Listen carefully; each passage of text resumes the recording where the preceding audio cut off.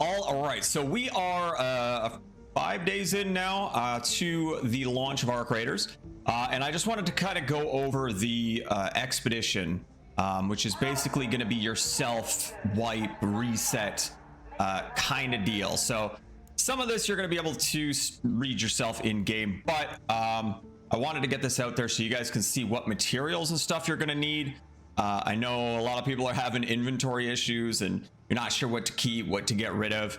Now, I'm not going to tell you everything that you need to keep or get rid of, but this will give you an idea of the things you at least need for the expedition. And then we'll kind of talk about what the expedition is going to be, what you're going to lose, what you're going to gain.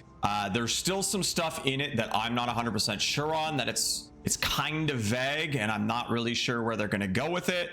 And then I'll talk about some things I think would be cool to have as kind of like a reward for doing it, because it is a bit of a grind. And for people that aren't actually grinding it or no-lifing the game, it's going to take some time. So it'd be nice if it was worth it, right? So first of all, if you don't know how to see it, you basically go into Raider here, and then you go to projects. I believe you have to be level 20 first before this opens up. If I recall, it's level 20.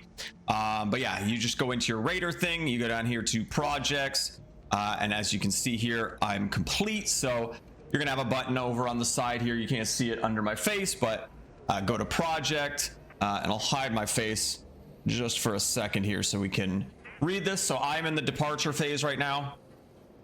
Your caravan is stocked with the necessities and ready to depart on your expedition. Once the departure window opens, you can choose to send your raider beyond the borders of the Rust Belt forever.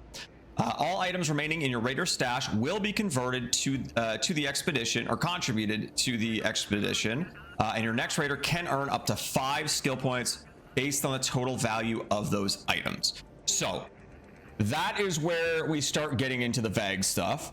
So you can earn up to 5 skill points based on the total value of items in your stash that you're basically wiping and giving to the expedition, right?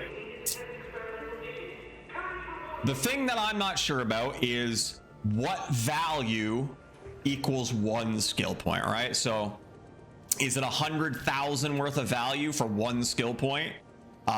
So you'd need 500,000 worth of value for that one, for all 5 skill points. And then outside of that, is it taking into account your coins? Because we have limited inventory, I sell stuff that I don't need, right? So if I'm selling like mixtapes and the snow globes and stuff, which are like the epic rarity trinket type items, the kind of money items, am I screwing myself for the expedition? We need to know what the value translation is here to make a decision, because if it's not worth it to grind that much for this 5 skill points, people don't want to do it. So we need numbers. We need numbers to know what we're getting into there. So moving on to about, we'll read this. The overview, undertaking an expedition means your raider leaves the Rust Belt for good. Preparing your caravan takes time and resources, and once it departs, much of your progress will be reset. Some rewards and advantages carry over to to your next raider, lasting until the next expedition begins. So we're gonna come back to that. That is something I'm curious about. That last bit, lasting until the next expedition begins. These advantages can be increased by continuing to send raiders on future expeditions. Also, kind of on that same line, same note as that last part of that sentence before, it's saying that the advantages are going to last until the next expedition, but you can increase it by continuing to do it. So we'll get into it a little bit more later, but those 5 skill points, right? So let's say we do the expedition, send our raider out, we have enough value to get the 5 skill points.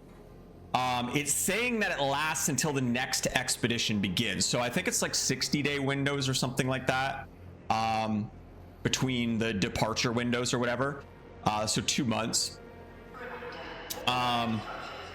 If I grind, so right now I'm ready to go.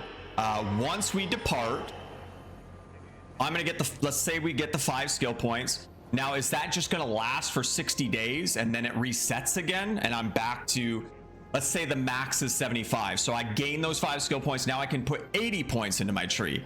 If I get through those 60 days, do I go back to 75 now?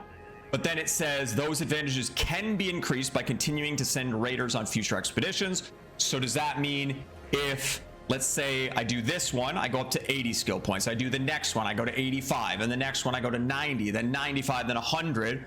But then let's say I take the next, I don't do the next departure. Do I go all the way back to 75, or do I stay at 100 and I can continue again from there? That stuff I don't really know. Because it's potentially not worth doing. If you grind all the way to 100 skill points and then you miss one departure and then you lose it all, that sucks. That's gonna be terrible. So I need some clarification on that stuff. I'm not really sure. But yeah. So here are the details on basically what you're gonna lose and what you're gonna keep. When your raider departs on an expedition, some things are reset and others are kept for your next raider. So the things that are going to be reset, your stash upgrade progress, so the money you put in to get more spaces, makes sense. Inventory items, so everything you have, makes sense. Blueprints kind of sucks. I'm missing a lot of blueprints still, mainly because all I get is the damn Bettina blueprints. I think I got 4 in one raid at one point. All I ever see are the Bettina blueprints. So it kind of sucks that you're eventually just going to lose all those blueprints. Like, I get it. I understand. Like, I have the Jupiter and the Equalizer blueprint from the Queen, or from the Harvester thing. So I get it. Like, they don't want people to... You're trying to wipe people and reset their progress, right? You don't want them being able to just quickly craft brand new Jupiters and Equalizers and that kind of thing. Not that it's really, if you know how to do the Harvester thing, it's not that difficult. But it does kind of suck to lose the blueprints. I'm not a huge fan of that. But in a way I do understand. Your coins are going to get reset, which is your just overall money, which again makes sense. Player level makes sense. Skill points makes sense. Raider Den, which is isn't that just your where we were sitting right here? Isn't that just this?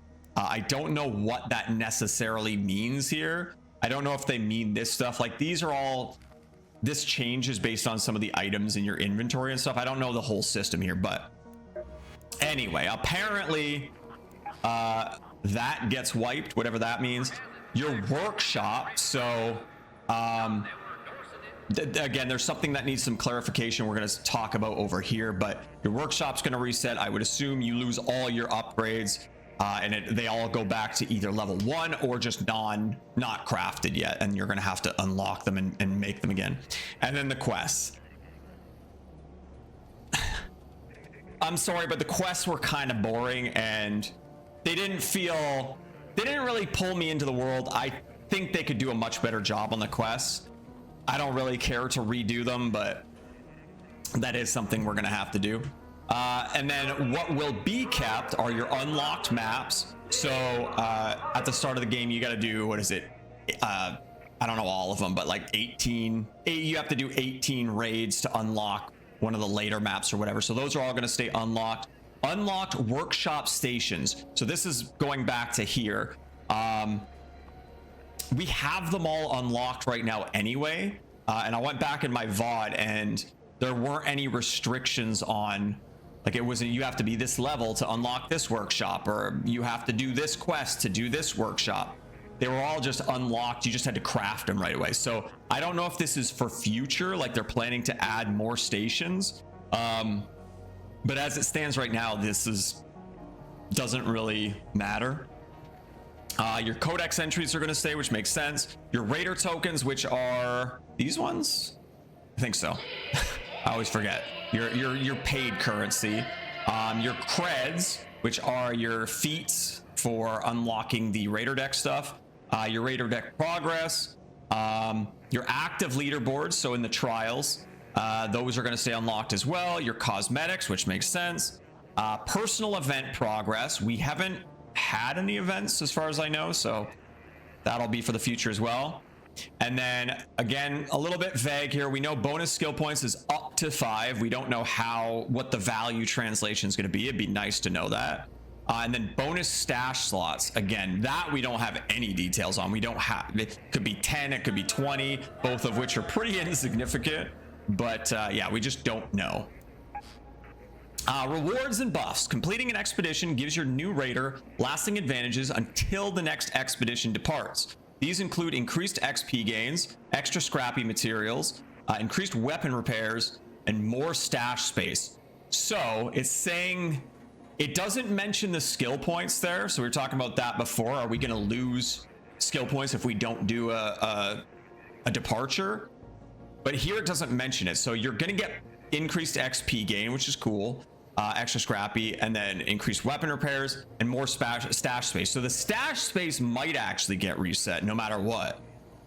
You have that extra little bit of stash space for the 60 days of the departure window or whatever. I kind of value the stash space more than anything. You can earn bonus skill points based on the value of items in your stash upon departure. Again, still don't know what that value translation is. Steps.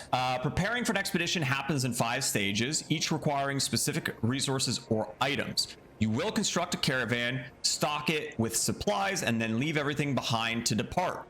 First, you'll lay the foundation, install the core systems, construct the framework, and outfit the caravan for travel. Lastly, you'll load it with as many supplies as it can carry. And we'll go into that in a sec here. Expedition calendar. An expedition runs on a set schedule with each preparation stage unlocked over time. You'll have 60 days to gather resources and complete the caravan build. Once the build and load stages are finished, a 7-day window opens for your raider to depart, passing their earned rewards on to your next raider. Missing an expedition departure window means losing its buffs until the next cycle. So plan your contributions and availability ahead of time. So again, it kind of goes back to what I was saying. Like if I grind all the way up to 100 skill points and then I don't do one, do I lose all of them forever? Or do I drop down to 75 again for that 60-day period? And then if I do the next one, I go back up to 100 or 105 because I've done the thing. There's just a lot of stuff we're not really given information on currently, and I hope they clarify that sooner rather than later. Number one, I'd just like to know, but number two, people that maybe don't have as much time to grind kind of need to know if they should grind, if it's worth doing that grind to be ready for this expedition window, which, by the way, let me pop it up quick here. I thought it was in November, but the departure window is actually in December. We don't know. It's down here under the cold snap. We don't know when in December, but we just know it's December. So they're talking about 60-day windows. So the game released on the 30th. I don't know if that means we're going to get it on December 30th or what. Like if they're actually going to aim for that 60-day window right out of the gate, or I don't know. I'm not 100% sure, but that's what we know about that. At least that's the minor details we know about that for now. So yeah, hopefully they clarify things a bit more now that people are starting to get to this point and they're ready to go. Hopefully they'll step up and say something. So we're gonna go over the actual materials and stuff now that you're gonna need. Again, just in case you want to know what to keep, you'll see light bulbs in here. I actually had a ton, and then I sold a bunch, and then I didn't have them when I needed them, and I had to go grind for them again. Now we're not gonna go over where to grind everything here. That's not what this video is necessarily about, but I just want to give you guys basically a shopping list of what you're looking for here. So this is the first stage, which once you hit level 20, you should see. You need 150 metal parts, which is pretty easy to get. 200 rubber parts, pretty easy. Arc alloy, 80. Those are pretty easy to get. Basically kill arc and you can get them. And then steel springs, you need 15 of those. and then you're set. So once you commit all of those, essentially you're gonna put all these into them, and those are gone forever. So keep that in mind. After you do that, we move on to stage 2. You need 35 durable cloth, 30 wires, 30 electrical components, and then 5 cooling fans. I will give a tip with cooling fans. On dam in the power generation area, whatever, up in the north, underneath where there's that big generator hall, and then on the other side there's the room where there's usually a turret and some of the rollies. In those areas is where I was doing most of my searching for these cooling fans, mostly on that northeast side, the part where there can be a turret and stuff. There's the power rod lock door. Check the wall things there, the breach and search things. That's where I was finding most of my cooling fans, so hopefully that helps. Moving on to stage 3, light bulbs. Actually, same kind of area. I was checking all the crates, the boxes that you have to breach in those 2 areas to find my light bulbs. You need 5 of those, 30 batteries, 20 sensors, and then 1 Exodus module. A tip with the Exodus module, I believe you can actually buy those from Celeste for a certain amount of seeds. So you can potentially do that, or just find them wherever. Moving on to stage 4, we've got 5 humidifiers, which those I believe you basically find in like residential type areas. I did a lot of runs in Buried City, in all the old town area on the south, and I found tons of humidifiers. You need 5 humidifiers, 5 advanced electrical components. I said this wasn't going to be that video, but the advanced electrical components, you find them laying on like the computer terminals and stuff. Again, in that power generation area, there's a lot of those, like, I don't know, they look like giant switchboard kind of things. You find them laying on like where I guess, I don't know, the keyboard or whatever it would be. I find them there a lot. You need 5 of those.